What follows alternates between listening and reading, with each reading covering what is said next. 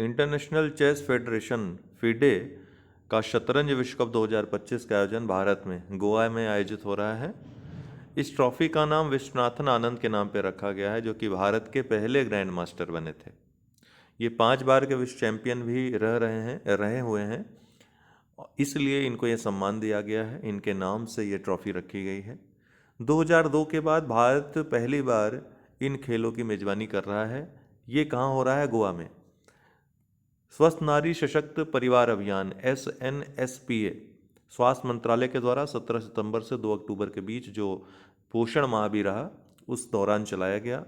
देश भर में इस दौरान 19.7 लाख से अधिक स्वास्थ्य शिविर आयोजित किए गए, जिनमें 11 करोड़ लोगों ने भाग लिया। इस दौरान 3 करोड़ 21 लाख स्वास्थ्य सेवा प्लेटफॉर्म पंजीकरण भी दर्ज किए गए। इसके अलावा 20 से अधिक मंत्रालयों, चिकित्सा संस्थान और निजी संगठन इसमें शामिल हुए। भारत के सभी जिलों में भागीदारी रही। 3 Guinness book of world record भी दर्ज किए गए। कौन कौन से? पहला कि एक माह में 3 करोड़ 21 लाख रजिस्ट्रेशन हुए। इसके अलावा एक सप्ताह में राज्य स्तर पर ऑनलाइन जांच में सर्वाधिक पंजीकरण हुए। कितने? 1,25,000। वहीं तीसरा जो रिकॉर्ड रहा, एक सप्ताह में स्तन कैंसर की ऑनलाइन जांच के लिए सर्वाधिक रजिस्ट्रेशन हुए। कितने? लगभग 10 लाख, 9,95,000। छत्तीसगढ़ के नया रायपुर में राज्य के 25वें स्थापना दिवस, जो कि 1 नवंबर 2025 को था, प्रधानमंत्री मोदी के द्वारा कई योजनाओं का उद्घाटन किया गया। पीएम मोदी के द्वारा इस दौरान भारत के पहले डिजिटल आदिवासी स्वतंत्रता सेनानी संग्रहालय का उद्घाटन किया गया। साथ ही छत्तीसगढ़ मुक्ति संग्राम के जो पहले शहीद थे वी नारायण सिंह, उनके नाम पे स्मारक और अटल बिहारी वाजपेयी की प्रतिमा का भी अनावरण किया गया। साथ ही नया रायपुर में नए विधानसभा भवन का भी उद्घाटन प्रधानमंत्री के द्वारा किया गया। एटलस मॉथ दुनिया का सबसे बड़ा कीट पतंगा है। यह फगारा नामक रेशम का उत्पादन करता है। इसको अटैकस एटलस भी कहते हैं। हाल ही में कर्नाटक में इसको देखा गया। क्लैंप केंद्रीय कोयला मंत्रालय के द्वारा हाल ही में लॉन्च किया गया एकीकृत डिजिटल प्रणाली है, सिस्टम है। इसका फुल फॉर्म है coal land acquisition management and payment. इसके साथ ही कोयला मंत्रालय ने कोयला शक्ति डैशबोर्ड भी लॉन्च किया। मॉडल युवा ग्राम सभा पंचायती राज मंत्रालय, शिक्षा मंत्रालय और जनजातीय मामलों के मंत्रालय के द्वारा नई दिल्ली में शुभारंभ किया गया मॉडल युवा ग्राम सभा का, जिसमें कक्षा 9 से कक्षा 12 के छात्र नकली ग्राम सभा सत्रों में भाग लेंगे। स्मार्ट क्रॉप इक्री सेट और SBI फाउंडेशन के द्वारा तेलंगाना और कर्नाटक के 8,000 से अधिक किसानों के लिए आरंभ की गई परियोजना है। इक्री सेट या international crop research institute for semi arid tropics अंतर्राष्ट्रीय अर्धशुष्क उष्णकटिबंधीय फसल अनुसंधान संस्थान एक अंतर्राष्ट्रीय संगठन है। इसकी स्थापना 1972 में की गई थी। यह भारत और CGIAR फोर्ड और रॉक फेलर द्वारा गठित संगठनों का एक संघ है।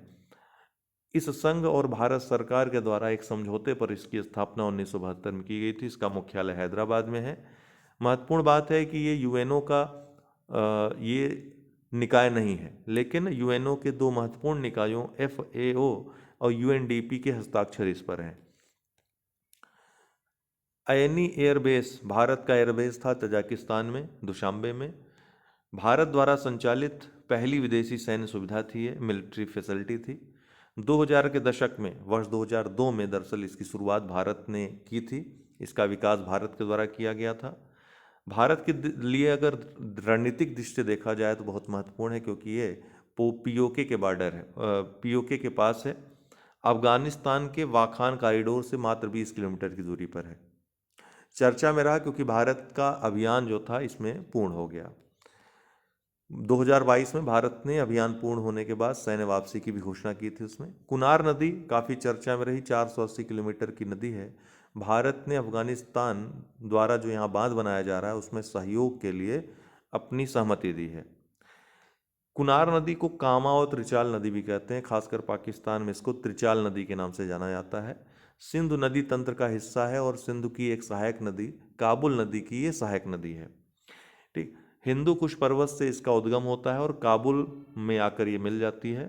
पाकिस्तान अफगानिस्तान सीमा जो डूरंड लाइन है उसके पास ये बहती है दोनों देशों में। रसिया ने यूक्रेन को पछाड़कर भारत को सूरजमुखी तेल का सबसे बड़ा आपूर्तिकर्ता देश बन गया है। 56% आपूर्ति ये भारत को करता है, किसका? सूरजमुखी तेल का। तो रूस पहले स्थान पे हो गया, इसके पहले यूक्रेन था। रूस की भागीदारी बहुत तेजी से बढ़ी है। आज से 5-6 वर्षों पहले रूस का मात्र 12% हिस्सा आयात होता था भारत को, लेकिन भारत अब जो सूरजमुखी तेल है 56% हिस्सा वो आयात करता है रसिया से। मुख्य परीक्षा के लिए महत्वपूर्ण है कि भारत अपने कुल खाद्य तेल का लगभग 60% आयात करता है, जिसमें से पाम ऑयल, सोयाबीन तेल और सूरजमुखी तेल शामिल हैं। गोगाबिल झील कटिहार जिला बिहार में स्थित झील है। गंगा और महानंदा नदियों के बीच स्थित है। बिहार का छठा और भारत का 94वां रामसर स्थल ये बन गया है। इसके पहले गोकुल झील और उदयपुर झील भी क्रमशः 92वें और 93वां ये रामसर स्थल बने थे। गोकुल झील ये स्थित है बक्सर जिले में बिहार में, और उदयपुर झील ये स्थित है पश्चिमी चंपारण जिले में, दोनों बिहार में स्थित हैं। अब बिहार में कुल 6 रामसर स्थल हो गए हैं और तीसरे स्थान पे भारत में हो गया है। पहले स्थान पे तमिलनाडु है, 20 रामसर स्थल हैं। दूसरे स्थान पे उत्तर प्रदेश है, 10 रामसर स्थल वहाँ पर हैं। तीसरे स्थान पे हो गया है बिहार 6 रामसर स्थलों के साथ। भारत को देखें तो विश्व में तीसरे स्थान पे भारत है। पहले स्थान पे ब्रिटेन है, 176 रामसर स्थल है वहाँ। मैक्सिको दूसरे स्थान पे 144 रामसर स्थलों के साथ, और भारत है 94 रामसर स्थलों के साथ तीसरे स्थान पे। ड्रोन समन्वय सेकंड 28-29 अक्टूबर 2025 को भारतीय सेना के दक्षिणी कमान का ये अभ्यास है। मिस्र के काहिरा में राजधानी जो की है, काहिरा के पास स्थित गीजा पिरामिड के पास दुनिया का सबसे बड़ा पुरातत्व संग्रहालय खुला। कहाँ? मिस्र में। ग्रैंड इजिप्टियन म्यूजियम इसका नाम है। $1 अरब की ये विशाल परियोजना है। उत्तर प्रदेश के लखनऊ शहर को, जो कि राजधानी भी है उत्तर प्रदेश की, अवधि पाक कला गैस्ट्रोनॉमी विरासत के लिए UNESCO creative cities network UCCN 2025 के तहत गैस्ट्रोनॉमी शहर के रूप में मान्यता मिली।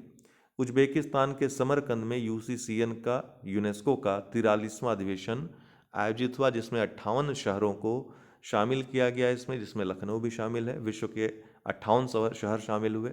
लखनऊ UCCN में शामिल होने वाला भारत का 9वां शहर बन गया। गैस्ट्रोनॉमी श्रेणी में भारत का दूसरा शहर बना, क्योंकि 2017 में हैदराबाद को गैस्ट्रोनॉमी शहर, पहला जो गैस्ट्रोनॉमी शहर बना था पाक कला के क्षेत्र में, ठीक है, वो हैदराबाद बना था पकवान के श्रेणी में अगर देखें। अब लखनऊ बन गया है, और इसमें जिक्र भी है अवधी व्यंजनों में जो गैस्ट्रोनॉमी में शामिल करते हैं लखनऊ को। गलौटी कबाब, टुंडे कबाब, निहारी कुलचा, पूरी कचौरी, टोकरी चाट, मलाई गिलौरी, माखन मलाई, इन सबको आप मुख्य परीक्षा में लिखोगे। भारत का 9वां शहर लखनऊ हो गया है। अन्य कौन कौन शहर हैं? 8। तो जयपुर शिल्प और लोक कला श्रेणी में 2015 में शामिल हुआ था। वाराणसी संगीत श्रेणी में 2015 में शामिल हुआ था। चेन्नई संगीत की श्रेणी में 2017 में शामिल हुआ था। मुंबई फिल्म श्रेणी में 2019 में शामिल हुआ था। हैदराबाद 2017 बोल दिया था, 2019 में गैस्ट्रोनॉमी में शामिल होने वाला पहला शहर बना था भारत का। श्रीनगर क्राफ्ट और फोल्क आर्ट में शामिल होने वाला पहला शहर है, 2021 में ये बना था। ग्वालियर संगीत की श्रेणी में शामिल होने वाला शहर है 2023 में। कोझीकोड साहित्य की श्रेणी में पहला शहर है शामिल होने वाला, 2025 में शामिल हुआ था। अब लखनऊ बन गया है गैस्ट्रोनॉमी श्रेणी में दूसरा शहर शामिल होने वाला हैदराबाद के बाद। UNESCO creative cities network UCCN की बात करें, 2004 में यूनेस्को के द्वारा इसकी स्थापना की गई थी। भारत में दुनिया के 100 से अधिक देशों के, अब विश्व में यूनेस्को क्रिएटिव सिटीज नेटवर्क 2004 में इसकी स्थापना हुई थी। वर्तमान में दुनिया के 100 से अधिक देशों के 350 से अधिक शहर इसमें शामिल हैं। अब कुल 408 देश हो गए हैं, क्योंकि लखनऊ सहित 58 शहरों को 2025 में शामिल किया गया। वियतनाम की राजधानी हनोई में 72 देशों के द्वारा संयुक्त राष्ट्र साइबर अपराध संधि, साइबर अपराध के विरुद्ध संयुक्त राष्ट्र कन्वेंशन पर हस्ताक्षर किए गए। कहाँ पे? हनोई में। संयुक्त राष्ट्र महासभा के द्वारा वर्ष 2024 में इस कन्वेंशन को स्वीकृति मिली थी। अब इस पे एक साथ 72 देशों ने हस्ताक्षर कर दिए हैं। शर्त यह है इस कन्वेंशन को लागू होने की कि 40 देशों का जब अनुसमर्थन मिल जाएगा तो 90 दिन के बाद ये लागू हो जाएगा। कानूनी रूप से बाध्यकारी हो जाएगा ये। न्यायमूर्ति सूर्यकांत भारत के 53वें मुख्य न्यायाधीश होंगे। 24 नवंबर 2025 से 9 फरवरी 2027 तक का कार्यकाल इनका होगा। हरियाणा से आने वाले पहले चीफ जस्टिस ऑफ इंडिया होंगे। विश्वजीत सहाय भारत के नए रक्षा में महालेखा नियंत्रक बने हैं। नई दिल्ली में 17वां गृह शिखर सम्मेलन आयोजित हुआ। इसकी थीम है जलवायु अनुकूल विश्व के लिए नवाचार करें। CMS-03 भारत का सबसे भारी संचार उपग्रह है। इसका वजन 4410 किलोग्राम है। इसरो के बाहुबली रॉकेट कहे जाने वाले LVM-3 M5 के जरिए आंध्र प्रदेश के श्रीहरिकोटा से सफल प्रक्षेपण इसका किया गया। LVM-3 M5 रॉकेट की बात करें तो 3 चरणीय है ये रॉकेट। पहला चरण ठोस बूस्टर, दूसरा द्रव कोर, तीसरा क्रायोजेनिक ऊपरी चरण। इसकी लंबाई 43.5 मीटर है। पिंक सहेली स्मार्ट कार्ड महिलाओं और ट्रांसजेंडर्स को बसों में मुफ्त यात्रा के लिए दिल्ली सरकार के द्वारा इसको लॉन्च किया गया। आभार क्या है? सरकारी मार्केट प्लस जो जेम पोर्टल है उस पर लॉन्च किया गया ऑनलाइन स्टोर है। भारतीय रेलवे के द्वारा इसको प्रोत्साहन दिया जा रहा है। तो आभार पोर्टल पे आप लोग भी जाकर के वोट लोकल फॉर वोकल आत्मनिर्भर भारत को सपोर्ट करिए। देश में बनी हुई जो वस्तुएं हैं, हथकरघा वस्तुएं हैं, इनका आप खरीद फरोख्त करके इसको बढ़ावा दीजिए। 13वां ICC महिला क्रिकेट विश्व कप 2025 भारत और श्रीलंका की मेजबानी में आयोजित हुआ। भारत की मेजबानी चौथी बार रही, श्रीलंका की पहली बार रही। भारत चौथी बार मेजबान देश इसका बना इन खेलों का। 1978, 1997 और 2013 के बाद देखा जाए तो भारत चौथी बार बना, श्रीलंका पहली बार बना। ठीक है, पहली बार मेजबानी श्रीलंका में की। हालांकि भारत में ही ज़्यादातर मैच हुए, लेकिन कुछ मैच श्रीलंका में भी आयोजित किए गए जिसमें पाकिस्तान के समस्त मैच रहे, क्योंकि पाकिस्तान ने भारत आने से मना कर दिया था। उद्घाटन असम क्रिकेट संघ स्टेडियम गुवाहाटी में किया गया। विश्व कप का आधिकारिक गीत कौन सा था? ब्रिंग इट होम, जिसको श्रेया घोषाल ने गाया। फाइनल में भारत ने दक्षिण अफ्रीका को 52 रनों से हराकर पहली बार खिताब जीत लिया। इसके पहले भारत 2 बार फाइनल में पहुंचा था, 2005 और 2017 में, लेकिन जीत नहीं पाया था। 2005 में ऑस्ट्रेलिया से हार गया था और 2017 में इंग्लैंड से बहुत नज़दीकी मुकाबले में हारा था। श्रीलंका की श्रृंखला की सर्वश्रेष्ठ खिलाड़ी प्लेयर ऑफ द टूर्नामेंट कौन रहा?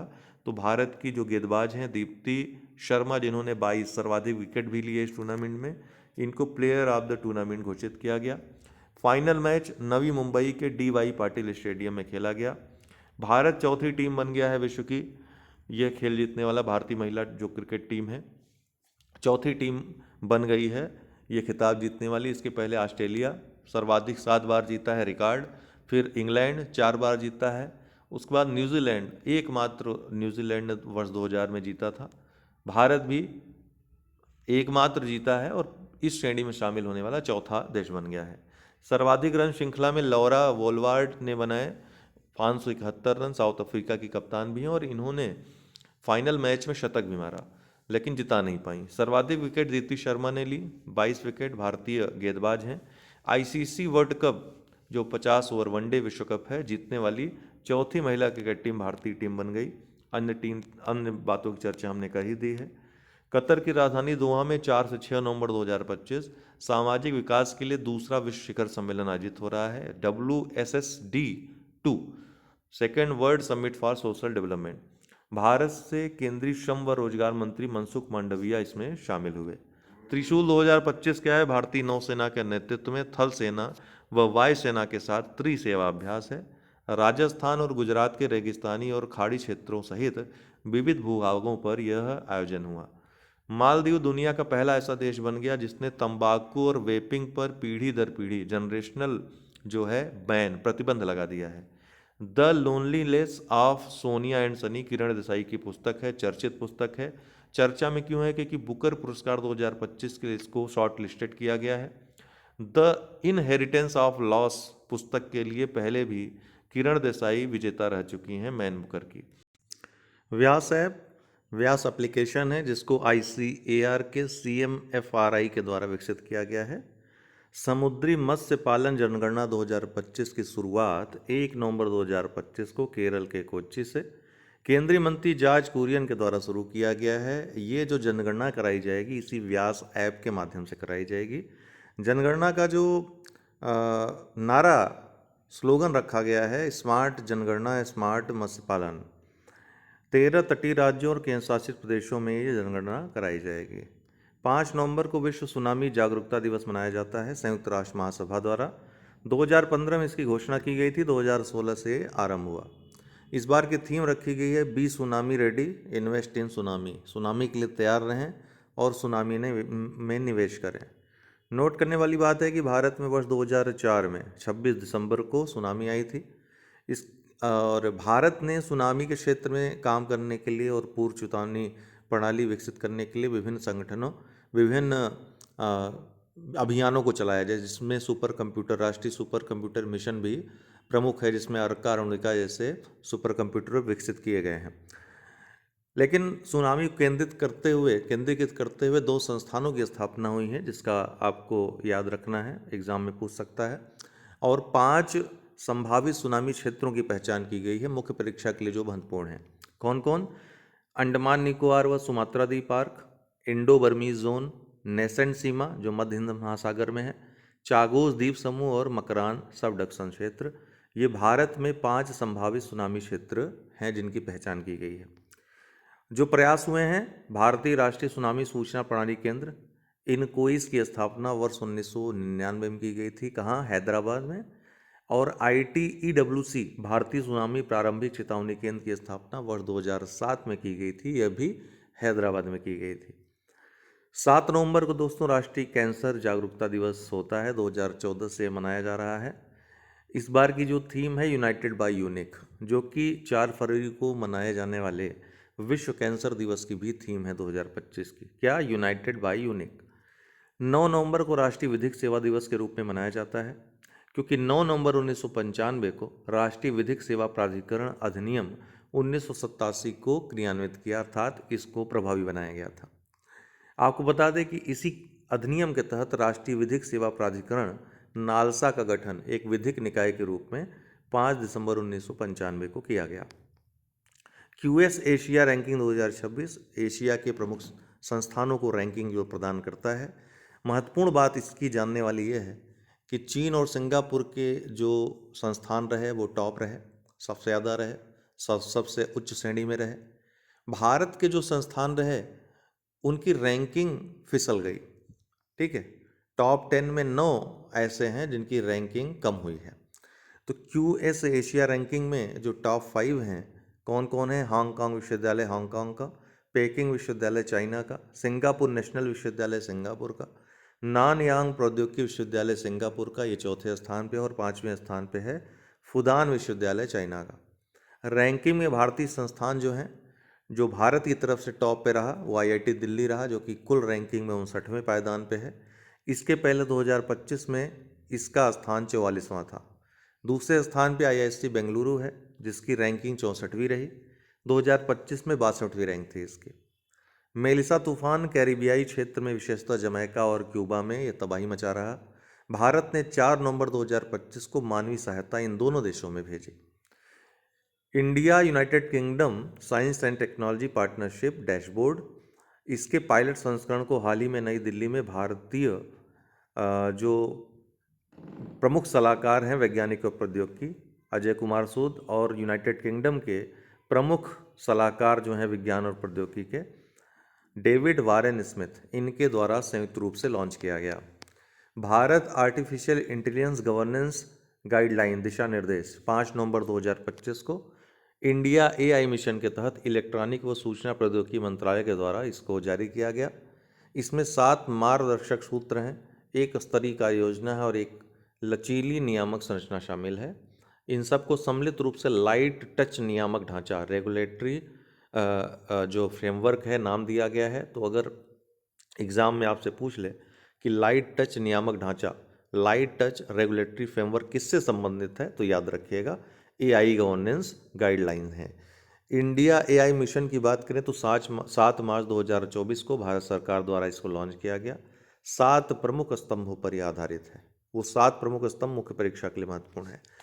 नई दिल्ली में 7 नवंबर 2025 को इंदिरा गांधी इंडोर स्टेडियम में संस्कृति मंत्रालय भारत सरकार के द्वारा वंदे मातरम गीत के 150 वर्ष पूर्ण होने के उपलक्ष्य में कार्यक्रम आयोजित। आपको बता दें सारे जो भी नोट्स हैं, अपडेटेड नोट्स करंट से, ये आपको हमारे पेड ग्रुप यूपीपीसीएस मुख्य परीक्षा के अंतर्गत मिल रहे हैं 2025 के लिए। और अगर 2026 की भी तैयारी कर रहे हैं तो उसके लिए भी आप जुड़ सकते हैं। और इन नोट्स का और इनके जो वीडियोस हैं, जो कार्यक्रम है मेंटरशिप, उसका आप फ़ायदा ले सकते हैं। तो 7 मार्च 2024 को इसको लॉन्च किया गया, 7 प्रमुख स्तंभों पर आधारित है।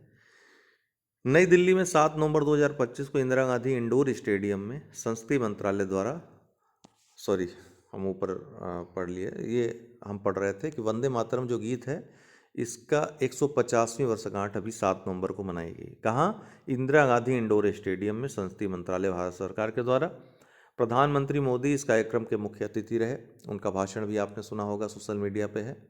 1 वर्ष का राष्ट्रव्यापी स्मरणोत्सव इसके साथ ही शुरू हो गया। 1 वर्ष तक इस उपलक्ष्य में कार्यक्रम आयोजित होंगे। वंदे मातरम गीत की बात करें तो 7 नवंबर 1985 को बंकिम चंद्र चटर्जी द्वारा इसकी रचना की गई, जिसको 7 नवंबर 1985 के जो बंगाली साहित्यिक पत्रिका है बंग दर्शन में आनंद मठ जो उनका उपन्यास था उसके एक भाग के रूप में प्रकाशित किया गया था। 1882 में पूरी पुस्तक जो आनंद मठ थी वो प्रकाशित हुई। ठीक है। वंदे मातरम को 24 जनवरी 1950 को राष्ट्रीय गीत के रूप में अपनाया गया। राष्ट्रगान को भी इसी दिन अपनाया गया था। 1896 में कलकत्ता अधिवेशन जो कांग्रेस का था उसमें पहली बार रविन्द्रनाथ टैगोर के द्वारा इसे गाया गया था। इसीलिए लोग कंफ्यूज हो जाते हैं कभी कभी। बहुत बेसिक, ये बहुत ही सरल फैक्ट है, फिर भी गलत उत्तर दे आते हैं। रविन्द्रनाथ टैगोर लिखाते हैं, लेकिन इसको रचित किया था, रचना किसके द्वारा की गई थी? बंकिम चंद्र चटर्जी के द्वारा। मोनजारो एली लिली कंपनी द्वारा निर्मित मधुमेह और मोटापे की दवा है। भारत में सर्वाधिक बिकने वाली दवा बन गई है। कौन? मोनजारो। कर्नाटक मासिक धर्म पीरियड्स के लिए सवेतन अवकाश देने वाला भारत का पहला राज्य कौन बन गया है? कर्नाटक। जोहरान ममदानी भारतीय मूल के हैं, लेकिन युगांडा में इनका जन्म हुआ था। इनके पिता माता वगैरह जो दादा दादी हैं वो यहाँ संबंधित थे। भारतीय मूल के अमेरिकी हैं। न्यूयॉर्क शहर के पहले मुस्लिम मेयर बन गए हैं और दक्षिण एशियाई मूल के पहले व्यक्ति हैं जो न्यूयॉर्क शहर के मेयर बने हैं। क्या नाम है? जोहरान ममदानी। फूजियान अत्याधुनिक तकनीक से लैस चीन का तीसरा विमान वाहक पोत है जिसको चीन ने लॉन्च किया है। बहुत शक्तिशाली पोत है ये। फूजियान इसका नाम है, पूछ सकता है। फीफा विश्व कप 2026 फुटबॉल विश्व कप पुरुष फुटबॉल का, ये वाशिंगटन डीसी में इसका एक कार्यक्रम विश्व कप 2026 फीफा विश्व कप 2026 ड्रॉ करके आयोजित होगा। आपको बता दें कि फीफा विश्व कप 2026 की मेज़बानी 3 देशों के द्वारा पहली बार की जाएगी, अमेरिका, कनाडा और मैक्सिको के द्वारा। ठीक है। तो अमेरिका के 16 शहरों में और अन्य जो देश हैं मैक्सिको, कनाडा के शहरों में आयोजित होगा। इस दौरान वाशिंगटन डीसी में एक कार्यक्रम होगा फीफा विश्व कप ड्रॉ करके, और इसमें पहली बार फीफा शांति पुरस्कार पीस प्राइज दिया जाएगा। ठीक है। तो इसकी अभी हाल ही में फीफा द्वारा घोषणा की गई है, इसलिए चर्चा में आया। शीतल देवी एक ऐतिहासिक यहाँ पर घटना हुई है। शीतल देवी पैरा एथलीट हैं, जम्मू कश्मीर की 18 वर्षीय पैरा तीरंदाज हैं। सक्षम राष्ट्रीय टीम में शामिल होने वाली पहली भारतीय पैरा तीरंदाज बन गई। अब मुख्य जो राष्ट्रीय टीम है, 2 तरह की टीम होती है ना, एक पैरा लोगों की और दूसरा सक्षम लोगों की। तो सक्षम राष्ट्रीय टीम में इनको शामिल कर लिया गया है। ऐतिहासिक उपलब्धि इनको मिली है।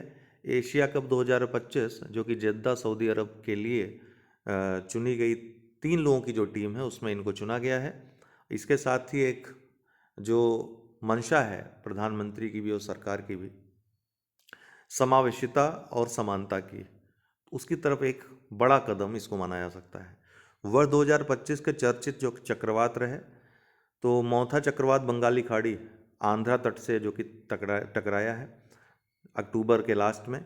मेलिसा चक्रवात जमैका और क्यूबा में आया, जिसमें भारत ने सहायता भी हाल ही में भेजी है। रागासा फिलीपींस और हांगकांग में आया। एरिन अमेरिका में, एरोल ऑस्ट्रेलिया में, हम्बर्टो बरमूडा में। तो ये चर्चित चक्रवात हैं, साइक्लोन्स हैं जो विभिन्न कंट्रीज़ में आए, याद रखिएगा। मौथा जो है जो कि आंध्र तट से टकराया, थाईलैंड ने ये नाम दिया था।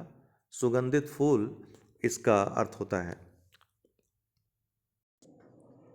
10 नवंबर को विश्व टीकाकरण दिवस होता है, वर्ल्ड इम्यूनाइजेशन डे है। अब यहाँ से प्रश्न आप लोगों के लिए है कि कमेंट बॉक्स में जवाब दीजिएगा कि भारत में जो राष्ट्रीय टीकाकरण दिवस है वो कब मनाया जाता है। 11 नवंबर को राष्ट्रीय शिक्षा दिवस होता है। 2008 से इसको मनाने की शुरुआत हुई। दरअसल भारत के पहले शिक्षा मंत्री मौलाना अबुल कलाम आज़ाद का जो जन्म होता है 11 नवंबर 1888, उसी के उपलक्ष्य में राष्ट्रीय शिक्षा दिवस मनाया जाता है। आपको बता दें कि मौलाना अबुल कलाम आज़ाद को 1992 में मरणोपरांत भारत रत्न से सम्मानित किया गया था। एशिया के सबसे खुशहाल शहर हैप्पीएस्ट सिटीज़ 2025 का हाल ही में टाइम आउट सर्वे द्वारा ये डाटा प्रस्तुत किया गया, जिसमें एशिया में मुंबई जो है सबसे खुशहाल शहर बना। पहले स्थान पे मुंबई है, दूसरे स्थान पे बीजिंग, तीसरे पे शंघाई, चौथे पे चियांग माई और पांचवे पे हनोई है। नई दिल्ली में नेशनल अर्बन कॉन्क्लेव 2025 का आयोजन हुआ। राष्ट्रीय शहरी सम्मेलन आयोजित कहाँ पर हुआ? नई दिल्ली में।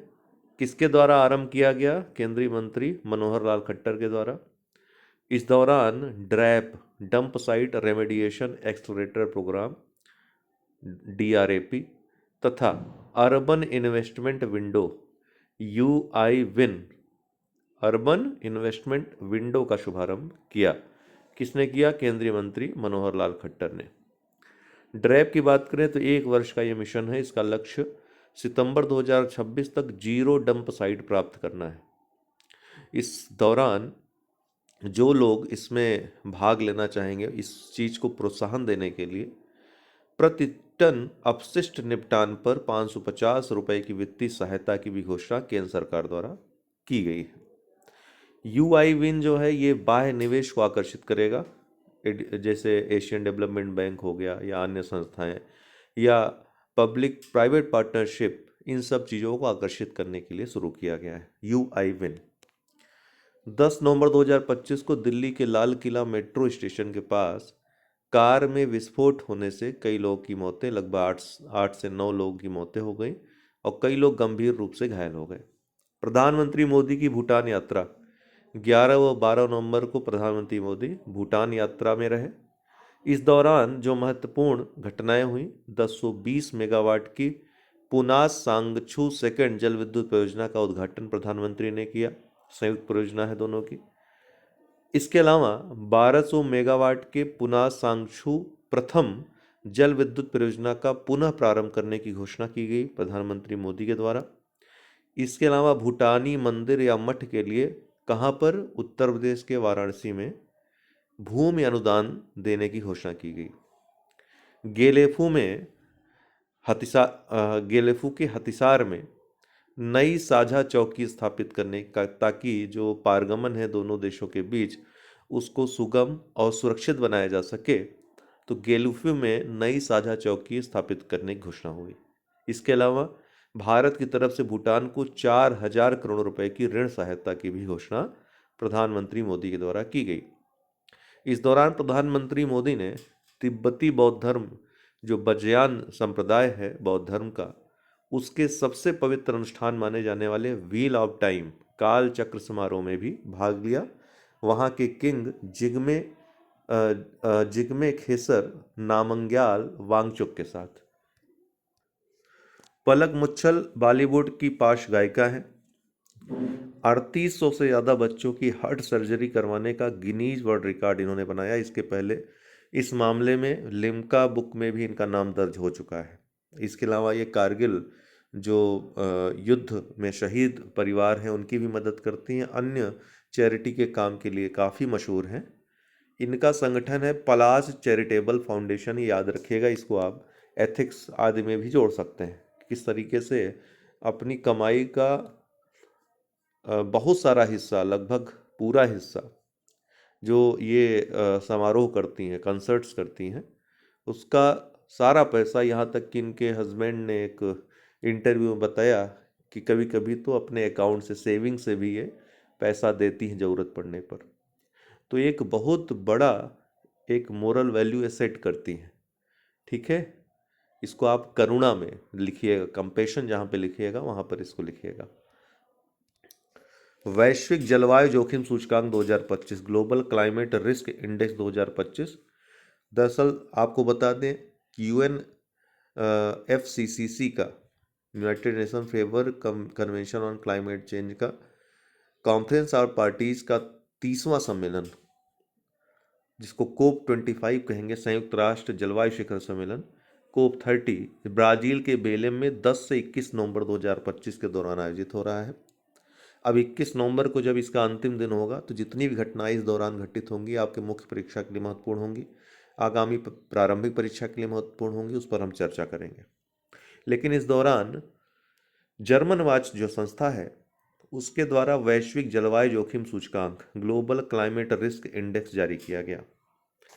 इसमें 2024 में जो सर्वाधिक जलवायु परिवर्तन से प्रभावित देश हैं कौन कौन है, जहां पर जलवायु जोखिम बहुत ज़्यादा रहा 2024 में, तो सेंट विंसेंट और ग्रेनेडाइंस, इसके बाद ग्रेनेडा और तीसरा स्थान चार्ट का है। भारत 15वें स्थान पर रहा। भारत की स्थिति में सुधार हुआ है क्योंकि भारत पिछले वर्ष 10वें पायदान पर था। इसके अलावा दीर्घकालिक सूचकांक भी जारी किया गया। दीर्घकालिक रिस्क इंडेक्स में 1995 से 2024 के मध्य सर्वाधिक प्रभावित देश जलवायु जोखिम से कौन रहे। पहले स्थान पे डोमिनिका, दूसरे पे म्यांमार, तीसरे पे होंडुरास।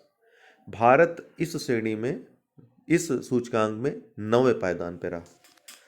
9वां सबसे प्रभावित देश जलवायु जोखिम से रहा कौन, भारत। इसके अलावा इस रिपोर्ट की अन्य खास बातें, 3 अरब से अधिक लोग, लगभग विश्व की 40% आबादी 11 सबसे अधिक जलवायु जोखिम प्रभावित देशों में रहती है जहां क्लाइमेट रिस्क सबसे ज़्यादा है। इसके अलावा 1995 से अब तक चरम मौसमी घटनाओं के कारण भारत में 80,000 से ज़्यादा मृत्यु और 170 बिलियन अमेरिकी डॉलर का नुकसान हुआ है।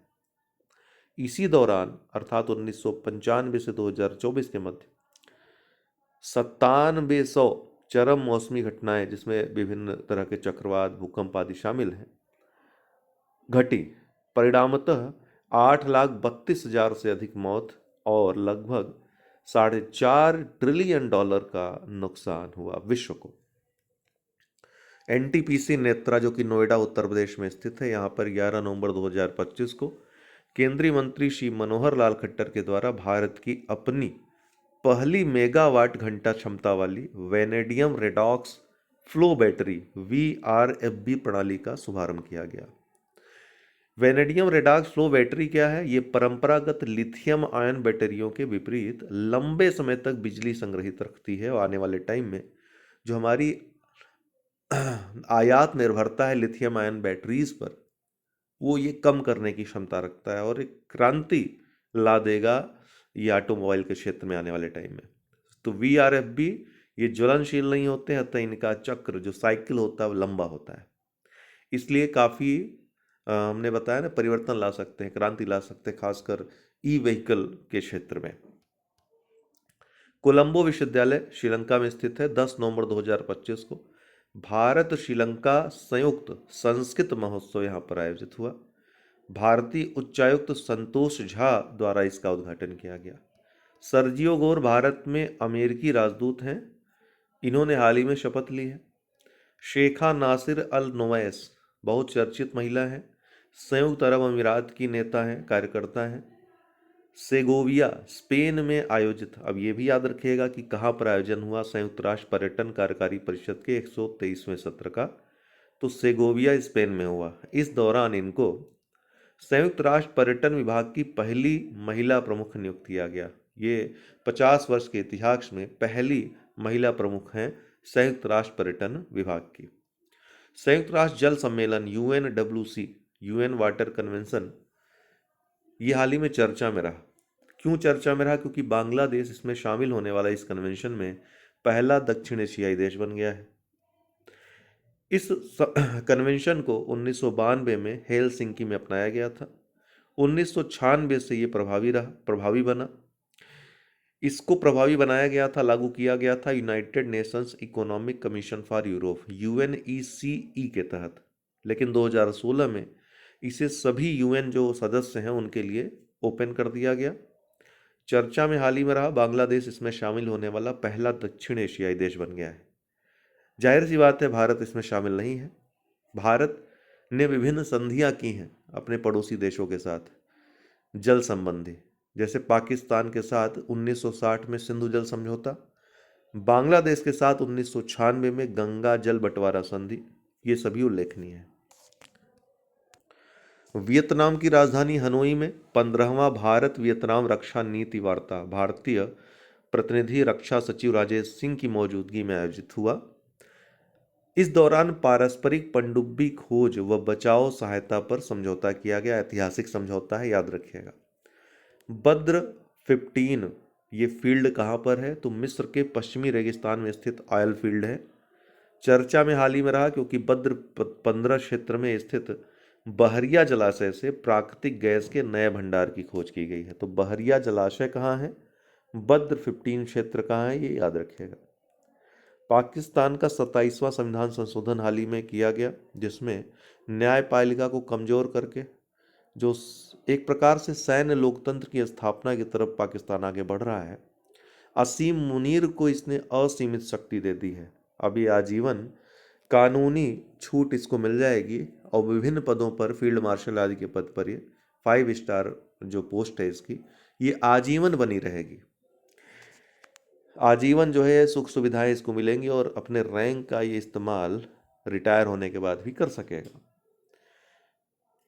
भले ही सक्रिय इसकी भागीदारी न रहे। न्यायपालिका का पुनर्गठन किया गया। जाहिर सी बात है, न्यायपालिका की स्वतंत्रता का हनन करने वाला ये संशोधन है। इसके अलावा चीफ ऑफ डिफेंस फोर्सेस का पद सृजित किया गया है, जिस पर असीम मुनीर अब काबिज हो जाएगा। शैलेश चंद्र टाटा मोटर्स से संबंधित हैं। ये प्रमुख वैश्विक ऑटोमोटिव निकाय OICA के पहले भारतीय अध्यक्ष बने हैं। अभी तक कोई भारतीय इसका अध्यक्ष नहीं बना था। बाल साहित्य पुरस्कार 2025 24 भाषाओं में घोषित किया गया हाल ही में। साहित्य अकेडमी के द्वारा 14 से 15 नवंबर 14 नवंबर को बाल दिवस है, उस दिन ये समारोह आयोजित होगा, बाल साहित्य पुरस्कार समारोह। और 15 नवंबर को जो पुरस्कार विजेता है उनका समारोह होगा। तो इस दौरान ये प्रदान किया जाएगा। कहाँ पर? रवींद्र भवन, नई दिल्ली में। ठीक है। साहित्य अकेडमी की जो स्थापना हुई थी दोस्तों 12 मार्च 1954 को संस्कृति मंत्रालय भारत सरकार के अंतर्गत स्वतंत्र निकाय के रूप में हुई थी। इसका मुख्यालय रवींद्र भवन, नई दिल्ली में है। जो मुख्य है 24 भाषाओं में जिनको घोषित किया गया है। हिंदी में 1/12 के लिए सुशील शुक्ला को, और अंग्रेजी में दक्षिण south Indians myths and fables retold के लिए नितिन कुशलप्पा को। छठा राष्ट्रीय जल पुरस्कार 2024 2018 से जल पुरस्कारों की शुरुआत हुई थी। जल शक्ति मंत्रालय के द्वारा घोषित किया गया। 10 श्रेणियों में 46 विजेता घोषित किए गए हैं, जिनको 18 नवंबर 2025 को विज्ञान भवन नई दिल्ली में राष्ट्रपति द्रौपदी मुर्मू जी के द्वारा वितरित किया जाएगा। इनमें से मुख्य जो रहे 46 में से, पहली श्रेणी बहुत महत्वपूर्ण है सर्वश्रेष्ठ राज्यों की। इसमें 3 राज्य शामिल रहे। प्रथम पुरस्कार महाराष्ट्र को, द्वितीय गुजरात को और तृतीय हरियाणा को दिया गया। सर्वश्रेष्ठ जिला बहुत महत्वपूर्ण है उत्तर प्रदेश की दृष्टि से, क्योंकि 5 जिले सर्वश्रेष्ठ जिला में चयनित किए गए विभिन्न क्षेत्रों में। तो पूर्वी क्षेत्र में राजनांदगांव को मिला छत्तीसगढ़ के, पश्चिमी क्षेत्र में खरगोन जिले को मिला मध्य प्रदेश, दक्षिणी क्षेत्र में तिरुनेलवेली को तमिलनाडु का है ये जिला, उत्तरी क्षेत्र बहुत महत्वपूर्ण है मिर्जापुर जिला उत्तर प्रदेश का। ठीक, और ये आएगा एग्जाम में आरओ मेंस वाले में, ध्यान रखिएगा। उत्तर पूर्व क्षेत्र सिपाही जाला, त्रिपुरा का जो सिपाही जाला है उत्तर पूर्वी क्षेत्र में इसको मिला। तो इन सब को अपने अपने क्षेत्र में प्रथम पुरस्कार प्रदान किया गया। तीसरी श्रेणी सर्वश्रेष्ठ शहरी स्थानीय निकाय की ULB की। इसमें 4 शहरी स्थानीय निकायों को चुना गया। प्रथम पुरस्कार के लिए नवी मुंबई महाराष्ट्र को, द्वितीय पुरस्कार के लिए भावनगर गुजरात को, तृतीय पुरस्कार संयुक्त रूप से किसको मिला? नबा दिंगता इंडस्ट्रियल टाउनशिप वेस्ट बंगाल को, और आगरा उत्तर प्रदेश। ये बहुत महत्वपूर्ण है उत्तर प्रदेश। सर्वश्रेष्ठ संस्थान 6 संस्थानों को मिला। ठीक है, जिसमें कैंपस के अंदर की श्रेणी में 4 संस्थानों को और कैंपस के बाहर श्रेणी में 2 संस्थानों को। इसके अलावा याद रखने की आवश्यकता नहीं है इतना। ठीक है। डेविड सजेले हंगेरियन ब्रिटिश लेखक हैं। इनके उपन्यास फ्लैश के लिए 2025 का बुकर पुरस्कार इनको प्रदान किया गया। आपको बता दें कि किरण देसाई की पुस्तक the loneliness of Sonia and Sunny भी शॉर्ट लिस्टेड हुई थी इस पुरस्कार के लिए, लेकिन अंततः विजयी कौन रहा? फ्लैश। आज के लिए इतना ही। बहुत बहुत धन्यवाद। 14 नवंबर को राष्ट्रीय बाल दिवस होता है, नेशनल चिल्ड्रंस डे।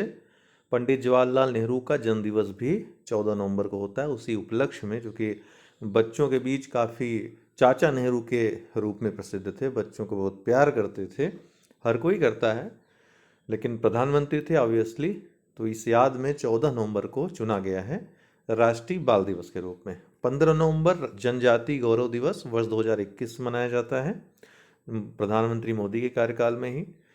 15 नवंबर 1875 को दरअसल बिरसा मुंडा का जन्म हुआ था। वर्ष 2025 में इनकी 150वीं जयंती मनाई जा रही है। आपको बता दें कि इस उपलक्ष्य में वर्ष 2024 से ही वार्षिक उत्सव आरंभ, 1 वर्ष का पूरा उत्सव आरंभ किया गया था, जिसको जनजाति गौरव वर्ष नाम दिया गया था, जो 15 नवंबर 2024 से 15 नवंबर 2025 तक चला। 16 नवंबर को राष्ट्रीय प्रेस दिवस होता है। इस दिन राष्ट्रीय प्रेस परिषद की स्थापना तो 4 जुलाई 1966 को हुई थी। 16 नवंबर को कार्य करना इसने आरंभ किया था, तो दोनों डेट याद रख सकते हैं।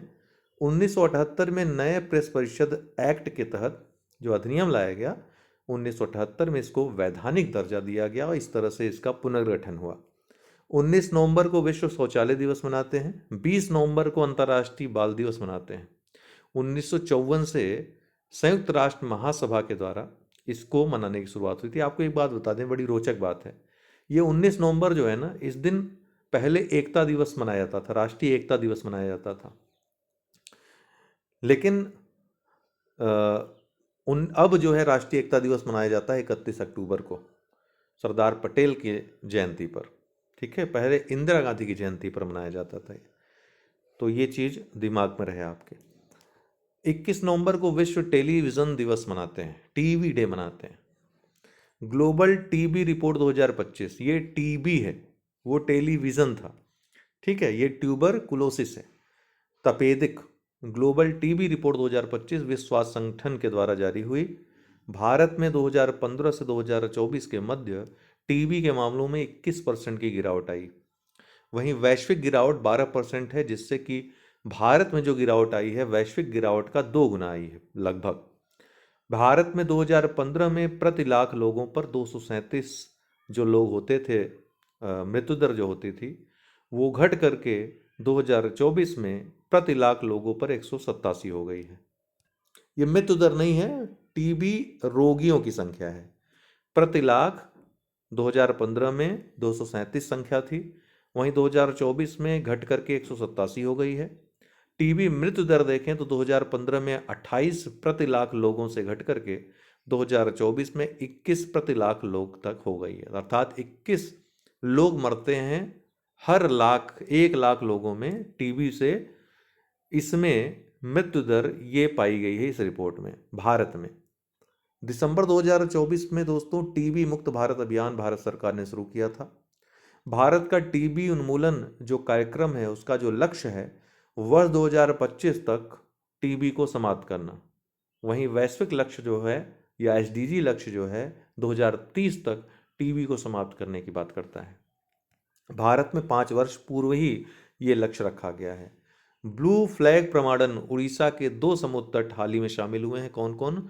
पुरी तट लगातार 7वीं बार और सूनापुर तट लगातार तीसरे वर्ष शामिल हुए हैं। ब्लू फ्लैग प्रमाणन जिनको मिला है 2025-26 के लिए इनको मिला है। सारंडा वन झारखंड में स्थित एशिया का सबसे बड़ा साल वृक्षों का वन है। जिस साल वन को शोरिया या साल के वृक्ष को सोरिया रोबस्टा भी कहते हैं। लहरदार, अब आप कमेंट बॉक्स कमेंट करिएगा कि किसको साल वृक्ष के तट पर ज्ञान की प्राप्ति हुई थी, साल वृक्ष के नीचे ज्ञान की प्राप्ति किससे हुई थी? महावीर स्वामी को हुई थी या फिर महात्मा बुद्ध को हुई थी? कमेंट बॉक्स कमेंट करिएगा।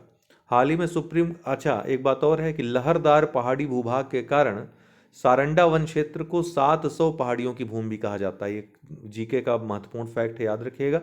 हाल ही में सुप्रीम कोर्ट द्वारा इसे वन्य जीव अभ्यारण्य घोषित करने का आदेश जारी किया गया, जिसके बाद सारंडा वन चर्चा में आया। 16वां वित्त आयोग 17 नवंबर 2025 को आयोग ने अपनी रिपोर्ट राष्ट्रपति को सौंपी, तो अभी चर्चा में आया है। 16वां वित्त आयोग की जो रिपोर्ट होगी 2026 से 2031 तक के लिए लागू होगी। 16वें वित्त आयोग की बात करें तो 2023 में इसका गठन किया गया था। इसके अध्यक्ष अरविंद पनगड़िया हैं। इसके सदस्य श्रीमती एनी जॉर्ज मैथ्यू, डॉक्टर मनोज पांडा, श्री टी रविशंकर और डॉक्टर सौम्यकांति घोष। वहीं इसके सचिव हैं श्री ऋत्विक पांडे। रिपोर्ट 2 खंडों में प्रस्तुत किया गया है, इतनी बातें याद रखिएगा। रिपोर्ट की जो अंदर क्या है उसके, ठीक है, उस पर हम बाद में चर्चा करेंगे। हार्नबिल महोत्सव 1 से 10 दिसंबर 2025 किसोमा नागालैंड में ये महोत्सव आयोजित होगा। यूनाइटेड किंगडम को सॉरी साझीदार देश, पार्टनर कंट्री जो है बनाया गया है इस महोत्सव के लिए। 4 श्रम संहिताएं लागू, 21 नवंबर 2025 को चारों श्रम संहिताएं लागू हो गई। इनका नाम याद रखिएगा। वेतन संहिता 2019, औद्योगिक संबंध संहिता 2020, सामाजिक सुरक्षा संहिता 2020 और व्यावसायिक सुरक्षा, स्वास्थ्य व कार्य संहिता 2020, जो बड़े लेवल पर परिवर्तन करेगा श्रम कानूनों में। पैरा सोशल एक तरफा भावनात्मक संबंध से संबंधित है, खासकर डिजिटल दुनिया में। जैसे कि लोग हैं ना, किसी एक व्यक्तित्व के लिए लड़ जाते हैं, किसी से मारपीट कर लेते हैं, भले उस व्यक्तित्व से कभी मिले ना हो, उसको जानते ना हो, पहचानते ना हो, लेकिन उसका समर्थन करने में इतना ज़्यादा वो हो जाता है, मतलब इतना भावनात्मक लगाव हो जाता है, तो इसको एक तरफा भावनात्मक संबंध कहते हैं, पैरासोशल को। तो कैम्ब्रिज डिक्शनरी का वर्ड ऑफ द ईयर 2025 इसे घोषित किया गया है। खासकर आप देखेंगे वेस्ट की कंट्रीज़ में तो बहुत फेमस रहा ये पैरासोशल जो ये शब्द है। इसके अलावा दक्षिण भारत में भी बहुत ज़्यादा यूज़ किया गया इस शब्द का। वैश्विक जलवायु परिवर्तन प्रदर्शन सूचकांक 2026 जर्मन वॉच और न्यू क्लाइमेट इंस्टीट्यूट, इसके अलावा क्लाइमेट एक्शन नेटवर्क द्वारा सम्मिलित रूप से जारी किया गया। 63 देशों और यूरोपियन यूनियन के लिए जारी हुआ है। शीर्ष 3 पायदान पर कोई देश नहीं है पहले की तरह। चौथे अर्थात जो पहले पायदान पे टॉप है वो डेनमार्क है, 5वें पे मोरक्को, 6ठे पे यूनाइटेड किंगडम है, सबसे निचले पायदान पे सऊदी अरब है, उसके बाद ईरान और अमेरिका है। भारत 23वें स्थान पे है। भारत की दृष्टि से बहुत महत्वपूर्ण है ये सूचकांक, क्योंकि भारत बहुत नीचे खिसक गया है, 13 स्थान नीचे फिसला है। 2025 में भारत 10वें स्थान पे था। इसका जो कारण बताया गया है रिपोर्ट में, कोयला निकास योजना के अभाव की उपस्थिति के कारण भारत को रैंकिंग में नीचे ढकेला गया है। बांग्लादेश अंतर्राष्ट्रीय अपराध न्यायाधिकरण द्वारा पूर्व प्रधानमंत्री शेख हसीना को मौत की सजा यहां पर दी गई। हालांकि यूनाइटेड नेशंस के द्वारा इसका विरोध किया गया। भारत वर्ष 2026 में अमेरिका से 2.2 million ton LPG liquid petroleum gas आयात के लिए ऐतिहासिक समझौता भारत ने किया है। लगभग 10% एलपीजी जितने आयात होती है उसका लगभग 10% अमेरिका से आयात करने का यह समझौता है। भारत की आपको बता दें कि 60% एलपीजी आपूर्ति आयात माध्यमों से होती है अब, जिसमें से अब 10% अकेले अमेरिका से होगी। न्यायमूर्ति सूर्यकांत भारत के 53वें मुख्य न्यायाधीश बन गए। 24 नवंबर 2025 को इन्होंने शपथ लिया। कीर्ति सुरेश बाल अधिकार, ये अभिनेत्री हैं, दक्षिण भारत की मुख्यतः बाल अधिकारों के लिए यूनिसेफ इंडिया की सेलिब्रिटी एडवोकेट ये बनाई गई हैं। पहला दृष्टिबाधित महिला T20 विश्व कप 2025 कोलंबो श्रीलंका में आयोजित हुआ। भारत ने नेपाल को हरा करके टूर्नामेंट जीत लिया और पहला ही ये टूर्नामेंट था और पहला ही भारत ने जीता है। रोजर फेडरर अंतर्राष्ट्रीय टेनिस हॉल ऑफ फेम में इनको शामिल किया गया है। स्विट्जरलैंड के पूर्व टेनिस चैंपियन रहे हैं रोजर फेडरर। शाई हो वेस्टइंडीज के क्रिकेटर हैं। टेस्ट खेलने वाले सभी 11 देशों के खिलाफ वनडे शतक लगाने वाले पहले बल्लेबाज ये बन गए हैं। इतिहास कायम इन्होंने किया है। क्या नाम है इनका? शाई हो। 74वें मिस यूनिवर्स प्रतियोगिता 2025 का आयोजन थाईलैंड में हुआ। मैक्सिको की फातिमा बाश विजेता बनी। ठीक है, 75वां जो आयोजन होगा प्यूर्टो रिको में होगा। ठीक है, एक बात ध्यान रखिएगा कि प्रवीडर सिंह जो थाईलैंड की हैं उप विजेता रहीं, दूसरे स्थान पर रहीं। भारत की तरफ से मनिका विश्वकर्मा ने प्रदर्शन तो बहुत अच्छा किया, लेकिन शीर्ष 12 में ही ये आ सकी, उसके आगे नहीं जा सकी। मिशेल बैचलेट चिली की पूर्व राष्ट्रपति हैं। इंदिरा गांधी शांति पुरस्कार 2024 से इनको सम्मानित किया गया। इस पुरस्कार का जो पूरा नाम है शांति निरस्तीकरण व विकास के लिए 2024 का इंदिरा गांधी पुरस्कार। थोटा थरानी कला निर्देशक हैं, फ्रांस का शेवेलियर अवार्ड इनको मिला है, भारत के कला निर्देशक हैं ये थोटा थरानी। 56वां भारतीय अंतर्राष्ट्रीय फिल्म महोत्सव 2025 का आयोजन पणजी गोवा में हुआ। 20 से 28 नवंबर तक ये आयोजन हुए। आगे हम और डिटेल इसकी देंगे। कोप 30 यूएनएफसीसीसी के तत्वाधान में जलवायु परिवर्तन शिखर सम्मेलन कहाँ पर आयोजित हुआ? ब्राजील के बेलम शहर में 6 से 21 नवंबर 2025 के दौरान। परिणाम क्या रहे? मुख्य इसमें बेलम पैकेज की घोषणा की गई, जो 29 निर्णयों का व्यापक समूह है, 29 डिसीजंस हैं इसमें। पेरिस जो एग्रीमेंट हुआ था उसके लक्ष्यों की प्राप्ति कैसे शीघ्रता से प्रभावी रूप से की जाए, इस पैकेज में 29 निर्णयों के माध्यम से इसकी बात कही गई है। ग्लोबल मुटीराओ समझौता GMA, ग्लोबल मुटीराओ एग्रीमेंट, ये क्या है जिसको अपनाया गया है? नए अनिवार्य लक्ष्यों के बजाय सहयोग व कार्यान्वयन को प्राथमिकता देने वाला ये समझौता है। ग्लोबल मुटीराओ मंच की इसी के साथ शुरुआत हुई है इस सम्मेलन में। कोप 31 जो अगला होगा तुर्की में होगा 2026 में। कोप 32 अदिस अबाबा में होगा इथियोपिया में 2027 में। और भारत में संभावित है कोप 33, भारत ने इसके लिए आवेदन किया है, मतलब प्रस्ताव रखा है 2028 में भी भारत में ये आयोजन हो। एक G20 के बाद एक और बड़ा आयोजन भारत में होगा। इसके बाद दिसंबर वाले में आप पढ़ेंगे कि भारत को जो कॉमनवेल्थ गेम है उसकी मेजबानी अहमदाबाद शहर को मिल गई है। कोप 30 सम्मेलन की थीम वायदे से क्रियान्वयन तक, फ्रॉम प्रोमिसेस टू इम्प्लीमेंटेशन, याद रखिएगा थीम। ब्राजील के द्वारा ट्रॉपिकल फॉरेस्ट फॉरएवर फंड का प्रस्ताव रखा गया है शुरुआत करने का। इसके अलावा न्यू कलेक्टिव क्वांटिफाइड गोल NCQG पर चर्चा हुई सम्मेलन में, जो पहले के $100 बिलियन वार्षिक वित्त लक्ष्य जिसको कोपेनहेगन सम्मेलन 2009 में रखा गया था उसकी यह जगह लेगा, जिस पर की चर्चा की गई है न्यू कलेक्टिव क्वांटिफाइड गोल पर। बिहार विधानसभा चुनाव 2025 रिकॉर्ड 66.91% मतदान हुआ। यहाँ पर SIR की प्रक्रिया की गई थी, आपको पता है। महिला मतदाता की संख्या पुरुषों से अधिक रही, ध्यान रखिएगा, महिला मतदाता की संख्या पुरुषों से अधिक रही। 2 चरणों में चुनाव संपन्न हुए, 6 नवंबर और 11 नवंबर को। कुल 7.45 करोड़ मतदाता थे इस चुनाव में, जिनमें से 66.91% ने मतदान किया। कुल विधानसभा सीटें कितनी थी बिहार में? 243। 14 नवंबर 2025 को परिणाम घोषित हुए। NDA गठबंधन को स्पष्ट बहुमत मिला, 202 सीटें मिली। बीजेपी सबसे बड़ी पार्टी रही, 89 सीट। JDU दूसरी सबसे बड़ी पार्टी रही, 85 seat. RJD 25 seat, LJP 19 seat. ये 4 टॉप की पार्टी हैं जिनको की सर्वाधिक सीटें मिली। 20 नवंबर 2025 को नीतीश कुमार ने रिकॉर्ड 10वीं बार मुख्यमंत्री पद की शपथ ली। प्रोटम स्पीकर किसे बनाया गया? नरेंद्र नारायण यादव को। आगे की जो स्पीकर बनाने की प्रक्रिया है, स्पीकर कौन बना, प्रेम कुमार क्या कुछ नाम है करके, उस पर हम दिसंबर में ही चर्चा करें क्योंकि दिसंबर में ही बने हैं। ऑस इंडेक्स 2025 भारत ऑस्ट्रेलिया द्विवार्षिक द्विपक्षीय नौसैन्य अभ्यास 2015 से जिसकी शुरुआत हुई थी, ये द्विवार्षिक है, ध्यान रखिएगा।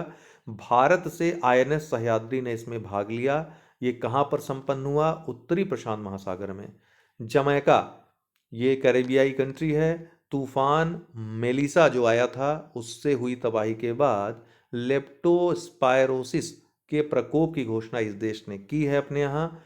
यह जो बीमारी है जीवाणु जनित बैक्टीरियल बीमारी है जिससे चमड़ा सड़ जाता है, चर्म रोग एक प्रकार का है ये। BVS 10 सिंधु एक विशेष ऑल टेरेन बख्तरबंद वाहन है, specialised all terrain armoured vehicle है। क्या है? वाहन है। BVS 10 का भारतीय संस्करण इसको कहा जा सकता है, जिसको कि लॉसन एंड ट्रूब्रो और ब्रिटिश एरोस्पेस इंजीनियर सिस्टम्स द्वारा भारतीय सेना के साथ समझौते के तहत आपूर्ति इसकी की जाएगी। नई दिल्ली क्षेत्रीय मुक्त ओपन डिजिटल स्वास्थ्य शिखर सम्मेलन 2025 का आयोजन कहाँ पर हुआ? नई दिल्ली में। आईटी मंत्रालय के राष्ट्रीय ई गवर्नेंस प्रभाग द्वारा विश्व स्वास्थ्य संगठन और यूनिसेफ के सहयोग से यह आयोजन किया गया। सेंटिनल-6B नासा और राष्ट्रीय महासागरीय एवं वायुमंडलीय प्रशासन अमेरिका का जो NOAA है और यूरोपियन स्पेस एजेंसी का संयुक्त मिशन है सेंटिनल-6B। किसके लिए है? वैश्विक महासागर निगरानी के लिए है। इसमें 6 वैज्ञानिक उपकरण शामिल हैं। कैलिफोर्निया के विंडनबर्ग स्पेस फोर्स बेस से इसको प्रक्षेपित किया गया। Ajeya warrior 2025 Bharat United Kingdom संयुक्त सैन्य अभ्यास है। 17 से 30 नवंबर 2025 के दौरान 14 दिनीय अभ्यास राजस्थान के महाजन फील्ड रेंज में आयोजित किया गया। स्केपेड नासा के मंगल मिशन के लिए ब्लू ओरिजिन जो कंपनी है वहाँ की निजी स्पेस कंपनी, उसके द्वारा इसको लॉन्च किया गया। सिंप्लेक्स कार्यक्रम का ये भाग है, ध्यान रखिएगा किसका है? सिंप्लेक्स कार्यक्रम का भाग है। Escape and plasma acceleration and dynamics explorers के द्वारा इसका निर्माण किया गया है। ठीक है, सॉरी, इसका जो फुल फॉर्म है escape and plasma acceleration and dynamics explorers. इसमें 2 आर्बिटर शामिल हैं, कौन कौन? ब्लू तथा गोल्ड। प्रोजेक्ट चीता, बोत्सवाना से 8 चीते भारत आए हैं हाल ही में, तो ये खबर चर्चा में आई। वर्ष 2022 में आपको बता दें कि नामीबिया से पहली बार 8 चीते भारत लाए गए थे कूनो राष्ट्रीय उद्यान में। कूनो राष्ट्रीय उद्यान को एक प्रकार से रखने के लिए, ठीक, कुछ दिन आकर के जो चीते बाहर से आ रहे हैं लगातार उनको कूनो राष्ट्रीय उद्यान में रखा जाता है। उसके बाद अन्य स्थान जो उनके अनुकूल हैं वहाँ पर ट्रांसफ़र किया जाता है। ठीक है, तो वर्ष 2023 में दक्षिण अफ्रीका से 12 चीते आए भारत। तो 2022 में नामीबिया से 8 चीते, 2023 में दक्षिण अफ्रीका से 12 चीते और अब 2025 में कहाँ से आए हैं? बोत्सवाना से 8 चीते आए हैं। भारत में 1952 में चीता विलुप्त घोषित किए गए थे। NTCA के द्वारा वर्ष 2022 में प्रोजेक्ट चीता प्रोग्राम का आरंभ हुआ था। 17 सितंबर 2022 को नामीबिया से 8 चीते भारत लाए गए थे। इसके साथ ही प्रोजेक्ट चीता जो कार्यक्रम इसका शुरुआत किया गया था। वर्तमान में कई शावकों या चीतों का जन्म भारत में हो चुका है। हाल ही में मुखी नामक एक चीता ने, जो मादा चीता है, उसने 5 शावकों को जन्म दिया है। चीता की बात करें तो वैज्ञानिक नाम इनका एसिनोनिक्स जुबेटस है।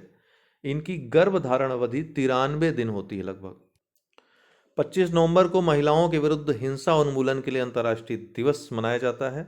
1979 में महिलाओं के विरुद्ध सभी प्रकार के भेदभाव के उन्मूलन पर कन्वेंशन की स्थापना संयुक्त राष्ट्र महासभा के द्वारा की गई थी। संयुक्त राष्ट्र के द्वारा इसके लिए यूनाइट पहल भी संचालित किया गया है। ये सभी नोट करने वाली बातें हैं। थीम क्या है 2025 की इस दिवस की? तो unite to end digital violence against all women and girls. सभी महिलाओं और बालिकाओं के विरुद्ध डिजिटल हिंसा को समाप्त करने के लिए एकजुटता। 26 नवंबर को दोस्तों संविधान दिवस मनाया जाता है। 2015 में ये घोषित हुआ था। 2016 से शुरुआत किया गया संविधान दिवस मनाने का, क्योंकि 26 नवंबर 1949 को संविधान को अंगीकृत आत्मार्पित किया गया था, अर्थात अपनाया गया था। थीम क्या है 26 नवंबर 2025 की? न्याय, स्वतंत्रता, समानता, बंधुत्व, justice, liberty, equality and fraternity. 131वां संविधान संशोधन विधेयक हाल ही में चर्चा में है इस सत्र में, जो संसद का सत्र चल रहा है। इस किससे संबंधित है? तो चंडीगढ़ को अनुच्छेद 240 के अंतर्गत लाने के लिए ये संबंधित है। हाल ही में भारत सरकार के द्वारा लाए जाने की तैयारी इसको की गई है। कैबिनेट के द्वारा कैबिनेट द्वारा इस पर विचार किया जा रहा है। टोल फ्री 14,490 14490 जो राष्ट्रीय महिला आयोग है उसके द्वारा संकटग्रस्त महिलाओं के लिए जारी नई टोल फ्री हेल्पलाइन है। 24x7 24 घंटे सातों दिन ये काम करने वाली हेल्पलाइन है, टोल फ्री 14490। इस सबको आप, जो हमने ऊपर भी आपको बताया, ये सब आप मुख्य परीक्षा के लिए लिख सकते हैं। महिला सशक्तिकरण वाले निबंध में भी जिक्र कर सकते हैं। नई दिल्ली यहाँ जो भारत मंडपम है उसमें 44वें भारतीय अंतर्राष्ट्रीय व्यापार मेला का आयोजन किया गया, IITF का। थीम क्या थी? एक भारत श्रेष्ठ भारत। ट्राइफेड के द्वारा ये आयोजन किया गया था। कभी कभी आयोजन भी पूछ लेता है किसके द्वारा किया गया था, तो ट्राइफेड जनजातीय कार्य मंत्रालय के अंतर्गत जो ट्राइफेड आता है उसके द्वारा इसका आयोजन किया गया था। भागीदार राज्य कौन कौन है? उत्तर प्रदेश, बिहार, राजस्थान और महाराष्ट्र। फोकस राज्य कौन था? झारखंड था। राजस्थान को गोल्ड और यूपी को कांस्य पुरस्कार मिला भागीदार राज्यों की श्रेणी में। पुरस्कार भी प्रदान किए गए, आगे हम पुरस्कारों की पूरी लिस्ट देख लेंगे। हैदराबाद तेलंगाना में प्रधानमंत्री मोदी के द्वारा भारत की पहली वैश्विक विमान इंजन MRO सुविधा का उद्घाटन किया गया 26 नवंबर 2025 को, संविधान दिवस के दिन। फ्रांसीसी एरोस्पेस कंपनी सफरान के द्वारा इसका विकास किया गया है, डेवलप किया गया है। यह भारत विश्व का तीसरा सबसे बड़ा घरेलू बाजार है, विमानन क्षेत्र में है, याद रखिएगा ये। दुर्लभ मृदा स्थायी चुंबक rare earth permanent magnets REPMs जिसको कहते हैं, हाल ही में भारत सरकार ने, ये बहुत उच्च क्षमता वाला मैग्नेट होता है, स्थायी चुंबक होता है दोस्तों, जिसका उपयोग तमाम इलेक्ट्रिक वाहन, रेलवे आदि में, एरोप्लेन आदि में किया जाता है। हाल ही में भारत सरकार ने घरेलू REPM विनिर्माण को बढ़ावा देने के लिए 7,280 करोड़ रुपए की योजना शुरू की है। इंफ्रास्ट्रक्चर में आप ये सब चीज़ देख सकते हैं।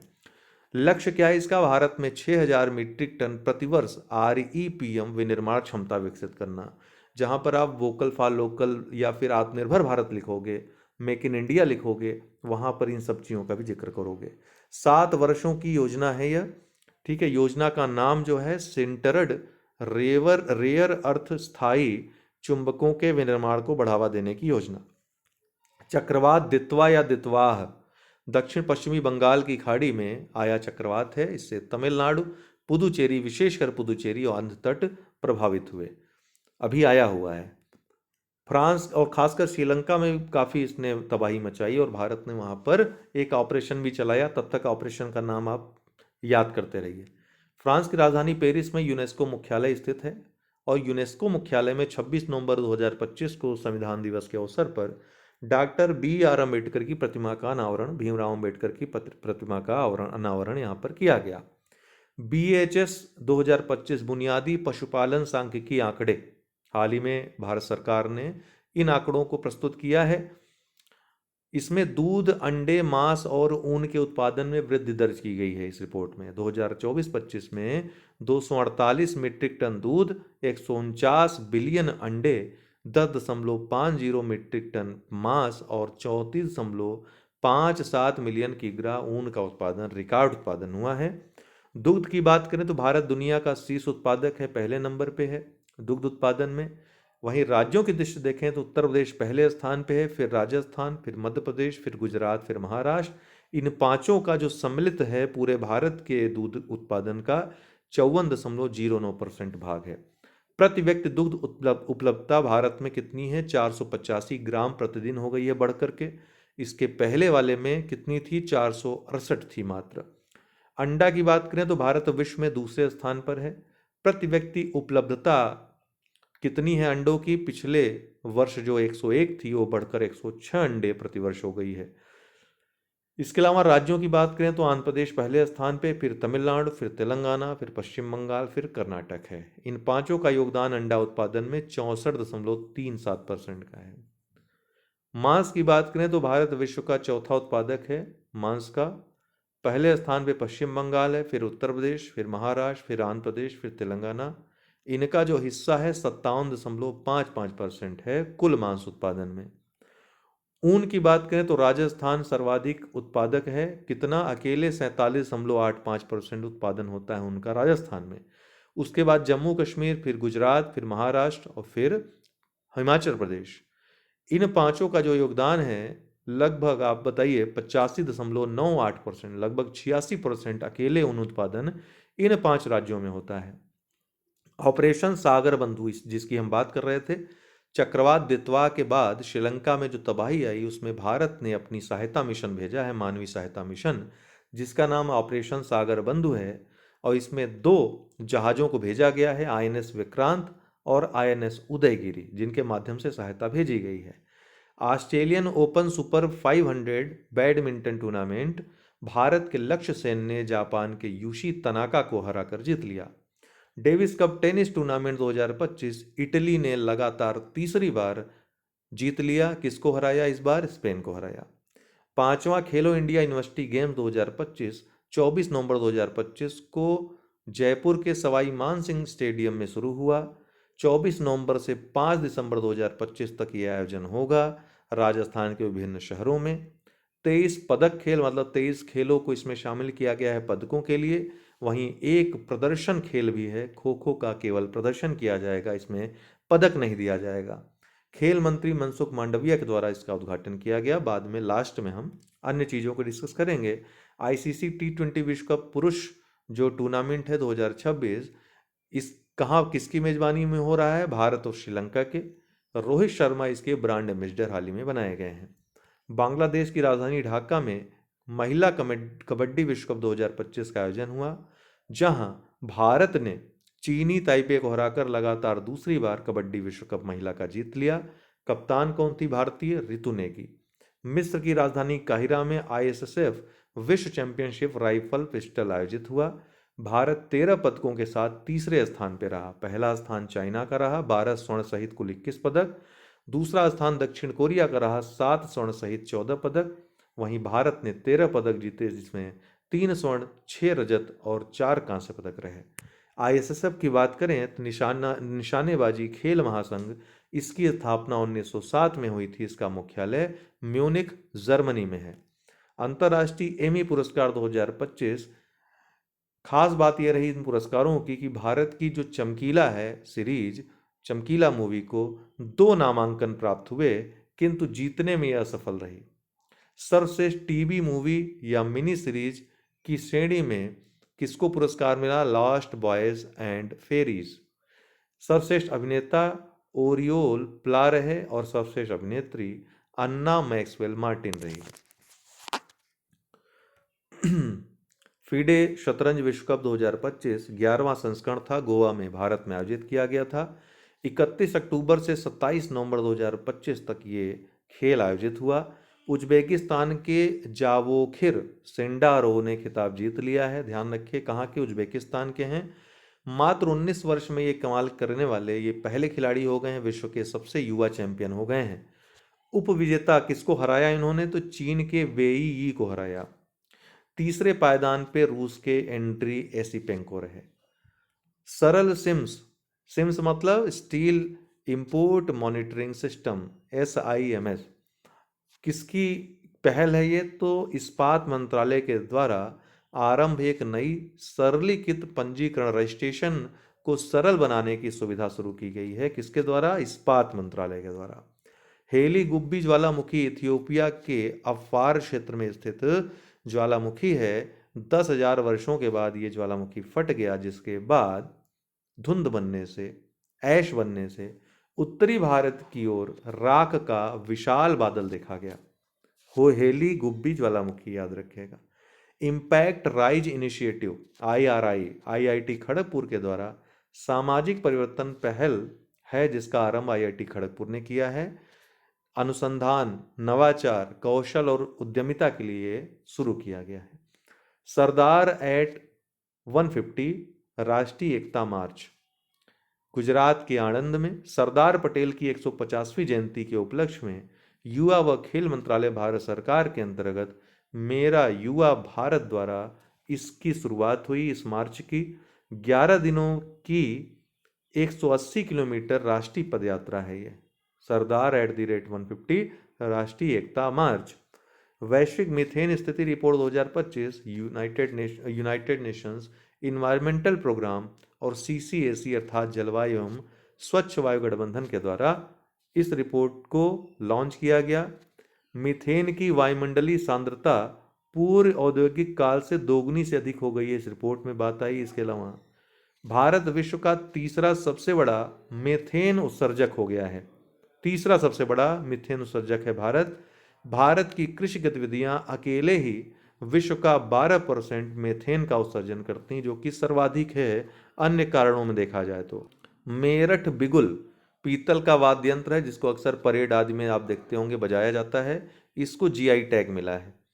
नई दिल्ली में कोलंबो सुरक्षा सम्मेलन की 7वीं राष्ट्रीय सुरक्षा सलाहकार स्तर की बैठक आयोजित हुई। कहां पर? नई दिल्ली में। कोलंबो सुरक्षा सम्मेलन की बात करें तो वर्ष 2011 में भारत, श्रीलंका और मालदीव के द्वारा स्थापित यह जो सम्मेलन है, जिसका तब नाम था समुद्री सुरक्षा सहयोग के लिए मतलब समुद्री सुरक्षा के लिए त्रिपक्षीय सहयोग, तब नाम था इसका। बाद में ये संस्था जब मालदीव के साथ संबंध खटाई में पड़े भारत के, तो काफ़ी कमज़ोर पड़ गई थी। 2020 में कोलंबो सुरक्षा सम्मेलन के रूप में इसका पुनरुद्धार हुआ। 2022 में मॉरिशस इसमें शामिल हुआ। 2024 में बांग्लादेश शामिल हुआ। हाल ही में सेशेल्स इसमें शामिल हुआ है। इस तरह से वर्तमान में कुल 6 सदस्य हो गए हैं इसके। ठीक है, हेडक्वार्टर इसका कहाँ है? कोलंबो सुरक्षा सम्मेलन का। स्थायी सचिवालय कहाँ है? कोलंबो में, श्रीलंका में। नई दिल्ली में समावेशी आपदा जोखिम डेटा गवर्नेंस पर एशियाई व प्रशांत आपदा सूचना प्रबंधन विकास केंद्र का 10वां सत्र आयोजित किया गया। कहाँ? नई दिल्ली में। निंगालू रीफ कोरल रीफ है, पश्चिमी ऑस्ट्रेलियाई तट पर स्थित एक 300 किलोमीटर लंबी रीफ है। यूनेस्को विश्व धरोहर स्थल इसको घोषित किया जा चुका है। हाल ही में चर्चा में आया, लगभग 70% प्रवाल मर चुके हैं यहाँ के जलवायु परिवर्तन के कारण, ग्लोबल वार्मिंग कारण, ऐसा रिपोर्ट में कहा गया है। ऑपरेशन पवन 1987 में भारतीय जो शांति सेना थी, पीस आर्मी थी, उसका श्रीलंका में मिशन जो शुरू किया गया था, ऑपरेशन पवन था, जिसका बाद में लिट्टे से संघर्ष हुआ और बहुत सारे सैनिक मारे गए थे भारत के। पहली बार हाल ही में थल सेनाध्यक्ष उपेंद्र द्विवेदी ने इस अभियान में शहीद हुए सैनिकों को श्रद्धांजलि दी है। इस अभियान में शहीद हुए मेजर रामास्वामी परमेश्वरन को आपको बता दें कि परम वीर चक्र दिया गया था। नाम याद रखिएगा इनका।